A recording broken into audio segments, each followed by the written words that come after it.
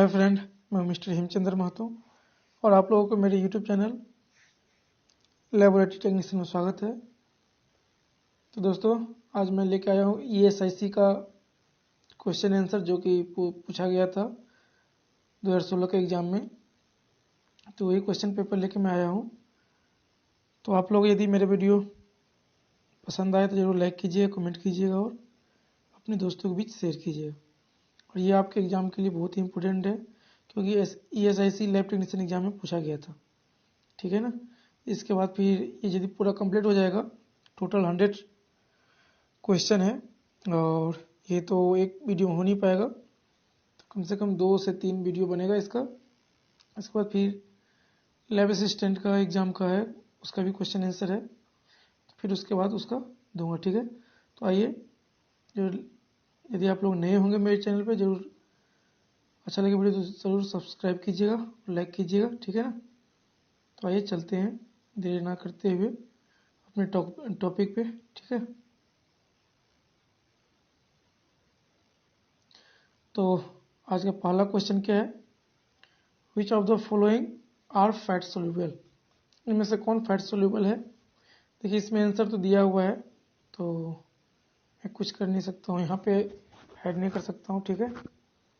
तो देखिए, इसका ऑप्शन 4 दिया, इसमें इसका आंसर क्या हो जाएगा, option number A is the right answer, ADEK। ये क्या है, फैट सोल्यूबल विटामिन है।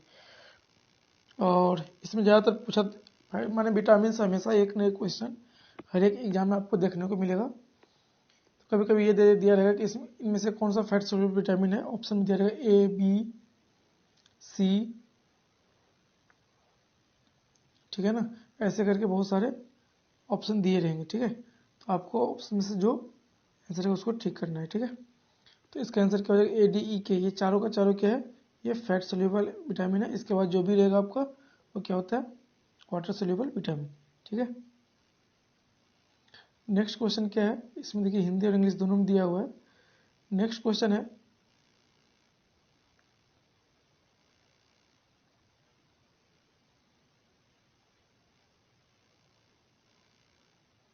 क्वेश्चन नंबर 2 क्या है, dash contribute to the formation of cerebrospinal fluid. ये भी बहुत ही इजी क्वेश्चन है।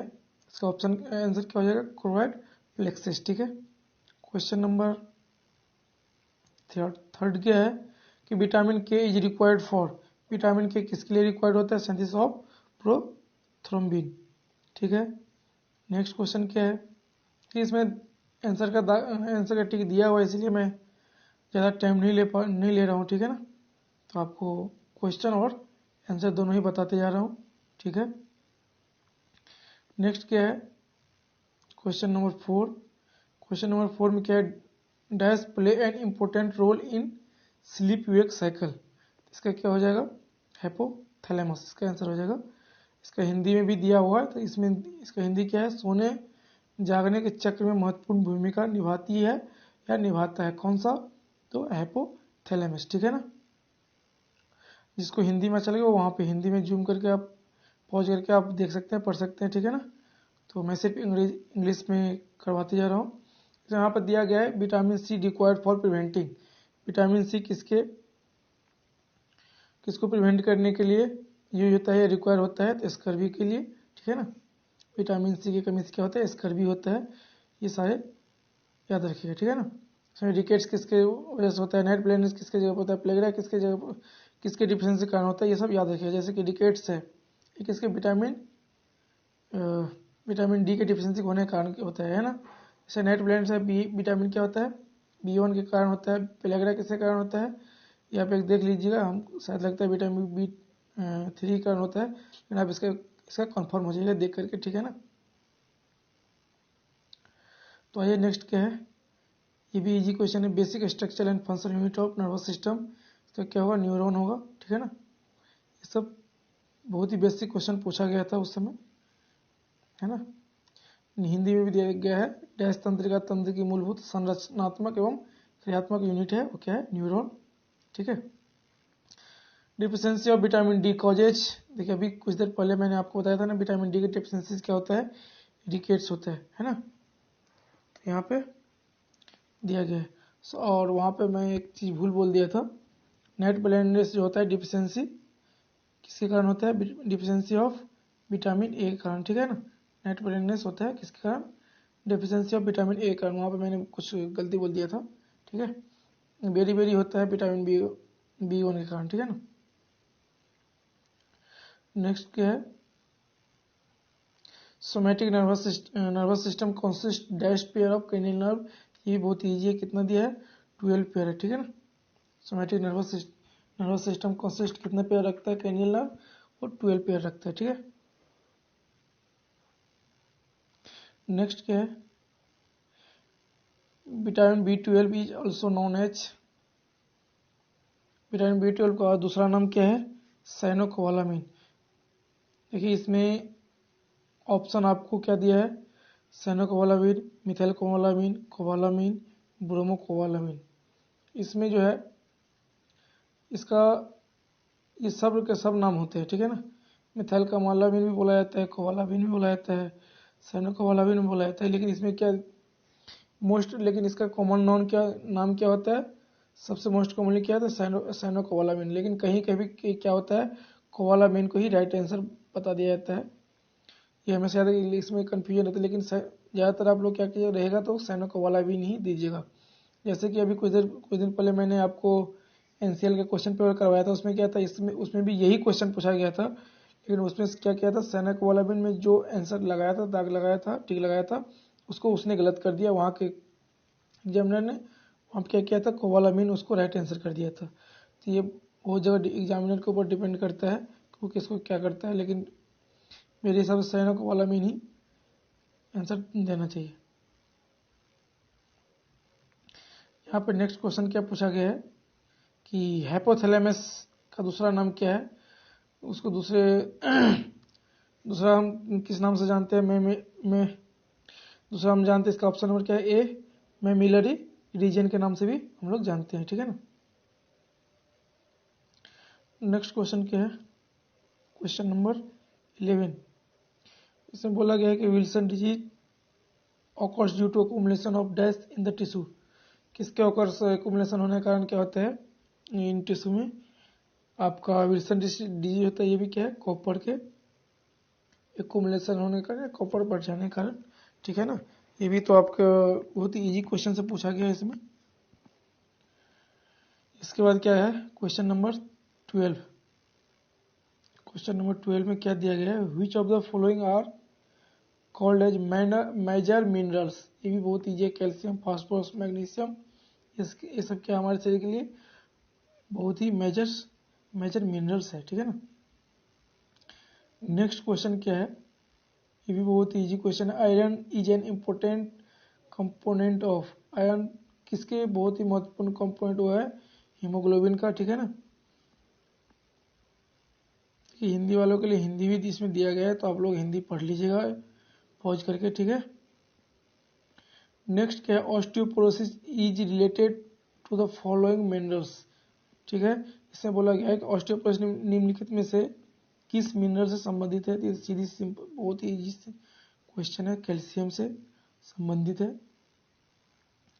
नेक्स्ट क्वेश्चन ये भी बहुत ही इजी है, dash is the largest organ in the body, ये भी ज़्यादातर एग्जाम में पूछा जाता है, आप भी ये इसको भी ध्यान रखें। बहुत लोग क्या करते हैं, लीवर कर देता है, लेकिन इसमें क्या पूछा गया है, largest dash is the largest organ in the body, इसका क्या हो जाएगा, स्किन हो जाएगा, ठीक है।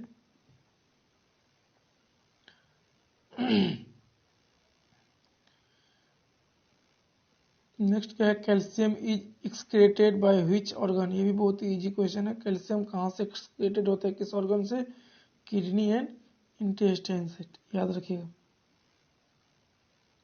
नेक्स्ट क्या है, क्वेश्चन नंबर 17।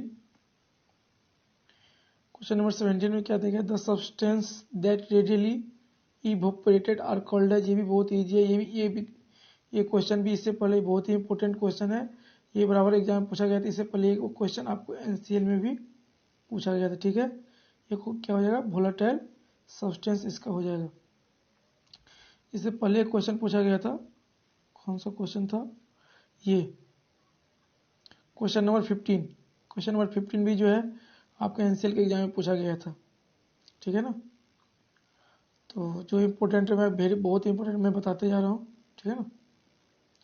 इसके बाद क्या, ये भी आपका एनसीएल के एग्जाम में पूछा गया था, लेकिन इसका क्वेश्चन पूछने का अलग ढंग था उसका, एनसीएल का, ठीक है ना।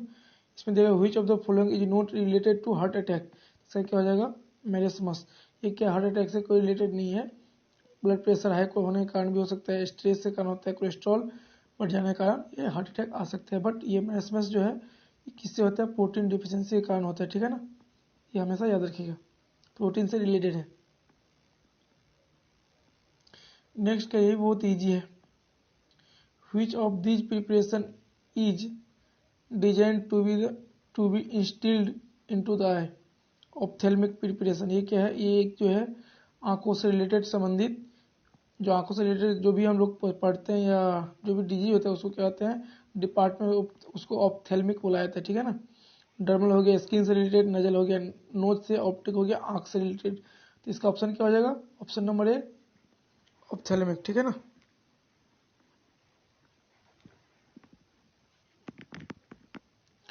नेक्स्ट क्या है, question number 20, total magnesium content of human body is nearest to, कितना ग्राम रखते हैं, नियरेस्ट टू 25 ग्राम्स, ठीक है ना।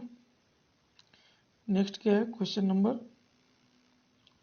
21, vitamin E is also useful for, किसके लिए होता है ये, स्किन वेलबींग के लिए। ये भी बहुत सारे एग्जाम में पूछा जाता है, ठीक है ना।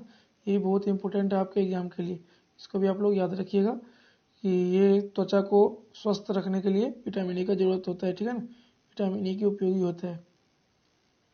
नेक्स्ट क्या, क्वेश्चन नंबर 22, ये भी बहुत ही ईजी क्वेश्चन है, ये भी बहुत ही इंपॉर्टेंट क्वेश्चन है, वेरी वेरी इंपॉर्टेंट क्वेश्चन है आपके लिए, ठीक है ना। क्योंकि दिया गया daily requirement of iron for normal adult mail, ये भी बहुत इंपॉर्टेंट क्वेश्चन है, आप हमेशा इसको याद रखिएगा। मेल में कितना 8 mg डेली रिक्वायरमेंट होता है आयरन का, ठीक है ना। और फीमेल में कितना, कहीं कहीं 15 दिया जाता है फीमेल में, या 20, ये हमेशा याद रखिएगा, ठीक है ना। फीमेल में 15 या 20, जो यदि 20 रहेगा ऑप्शन तो 20 आप लगाएंगे। 20 mg पर डे जरूरी होता है किसके लिए, फीमेल के लिए।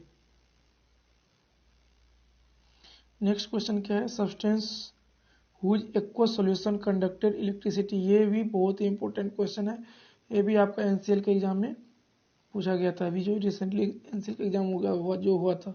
इसका राइट आंसर क्या हो जाएगा, इलेक्ट्रोलाइट, सोडियम पोटेशियम जो होता है हम लोग का क्लोराइड, ये सब क्या होता है, एक्वा सॉल्यूशन कंडक्ट इलेक्ट्रिसिटी है, ठीक है ना, सब्सटेंस है।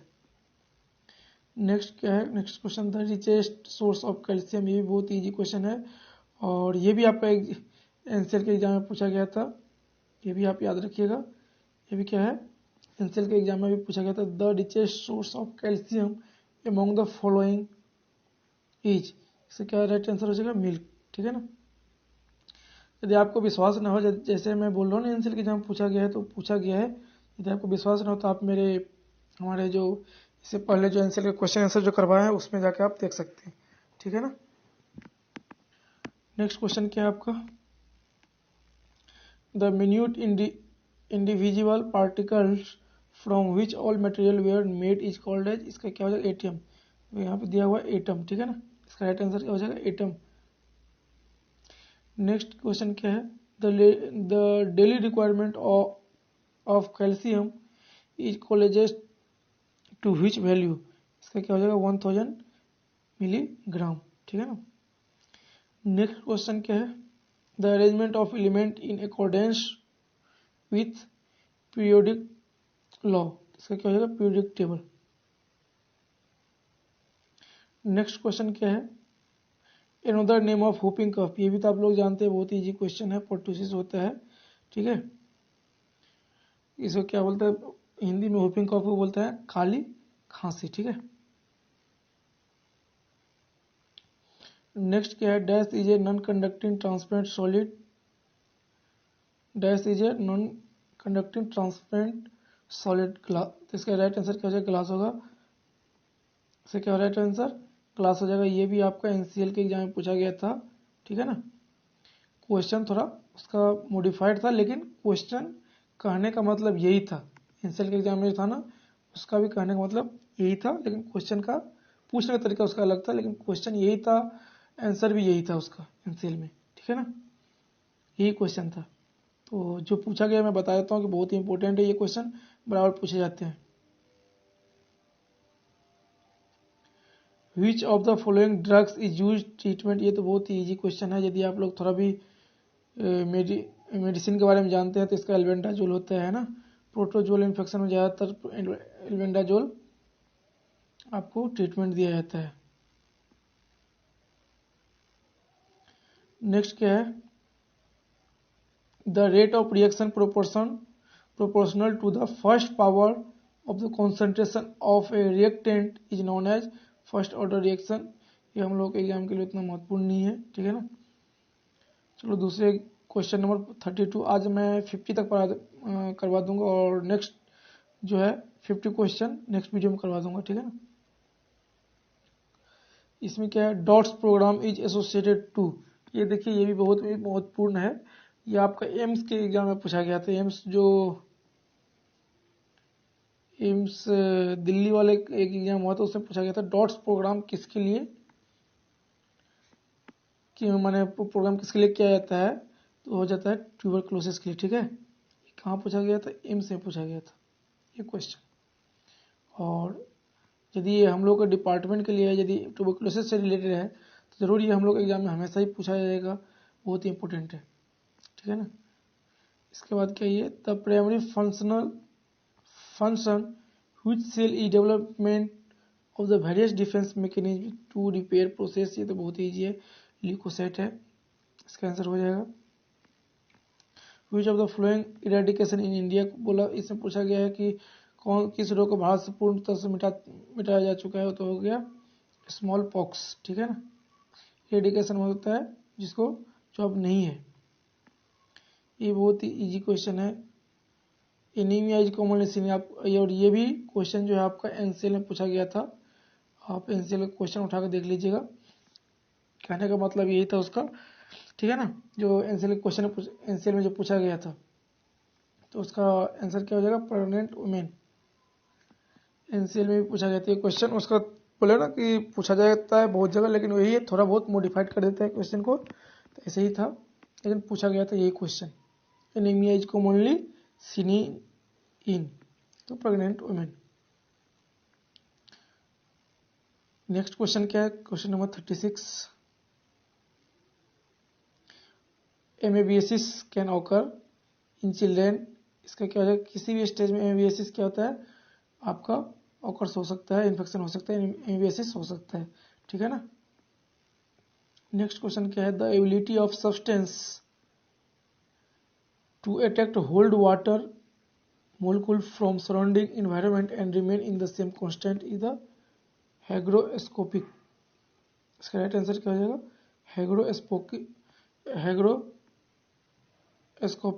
ये भी आंसर आपका क्वेश्चन आपका एनसीएल में पूछा गया था, ठीक है ना, ये भी क्वेश्चन आपका एनसीएल में पूछा गया था। नेक्स्ट क्वेश्चन क्या है, how many types of tissue are present in human muscular system, कितने टाइप का होता है, 4 टाइप का होता है।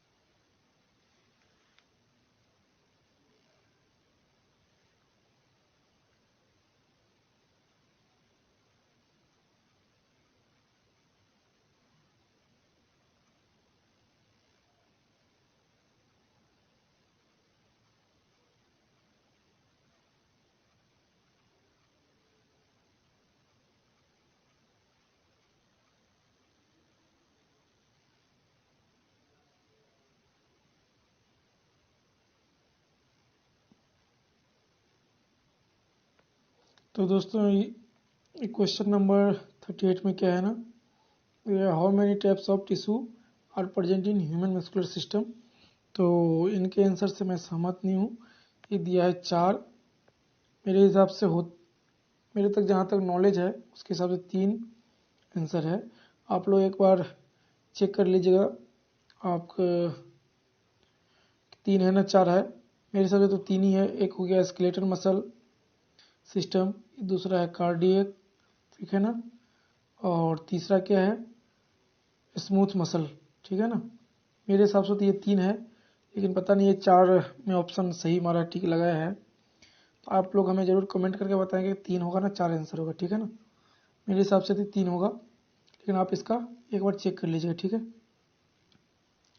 कॉन्फर्म हो जाएगा कितना कौन सा होगा, ठीक है ना।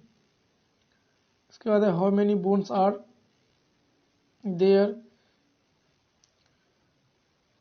तो क्वेश्चन नंबर 39 में क्या पूछा गया है कि how many bones are there axial skeleton, इसमें क्या होता है, 80 बोन होता है, ठीक है ना। नेक्स्ट क्वेश्चन क्या है, question number 40, anaemia is due to the reduction in the number of RBC, ठीक है, इसका राइट आंसर क्या हो जाएगा, आरबीसी। नेक्स्ट क्वेश्चन क्या है, malaria is caused by which microbe, इसका क्या हो जाएगा, प्रोटोजोवन। इसका राइट आंसर है फंगी तो होगा नहीं, वायरस तो होगा नहीं, ना बैक्टीरिया है मलेरिया, ठीक है ना। नेक्स्ट क्वेश्चन क्या है, solubility of substance can be increased by. कोई भी चीज़ को सोल्यूबिलिटी कैसे होता है, किसको इंक्रीज करने से, फ्रीजिंग करने से, वेपोरेशन करने से, या हीटिंग या कूलिंग। इसका सीधी सिंपल से आंसर है हीटिंग, कॉमन सेंस की जरूरत है यहाँ। चिकनगुनिया फीवर इज ट्रांसमिटेड में किसके द्वारा होता है, एड्स मॉस्किटो के द्वारा होता है।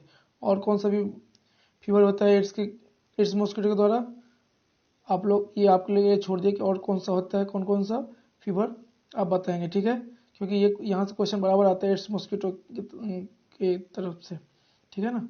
तो आप लोग बताएंगे कमेंट करके और कौन सा भी फीवर होता है, क्योंकि हर बार बरसात के समय के आसपास आ जाता है, याद रखिए। इस नेक्स्ट क्या है, blood is a dash tissue connected, ये तो बहुत ही प्राइमरी बेसिक क्वेश्चन हो गया। Question number 45, first cervical vertebra is also known as, ये बहुत इजी क्वेश्चन है, एटलस। नेक्स्ट क्वेश्चन क्या है, मैं जल्दी जल्दी कर रहा हूँ क्योंकि टाइम ज़्यादा हो गया है और बहुत लंबा वीडियो चला जा रहा है। नेक्स्ट क्वेश्चन क्या है, the pH range of blood is, ये बहुत ही इजी क्वेश्चन है, 7.35 से लेकर के 7.45। नेक्स्ट क्वेश्चन क्या है, oral rehydration solution is not contain. Oral rehydration solution जो होता है उसमें क्या नहीं रहता है, सोडियम साइनाइड नहीं रहता है, ठीक है। नेक्स्ट क्वेश्चन क्या है, question number 48, toxicology is the science that deal with the, कोई भी समझ जाएगा पॉइजनस होगा। नेक्स्ट क्वेश्चन क्या है, क्वेश्चन नंबर 49, ये क्या यहाँ पे क्या दिया, one of the main symptom of cholera, इसका राइट आंसर क्या हो जाएगा, डायरिया, ठीक है ना। Next question, next and last question, question number 50, the type of tissue on the inner lining of the mouth and esophagus that is non-keratinized stratified epithelium tissue, ये इसका क्या हो जाएगा, राइट आंसर हो जाएगा।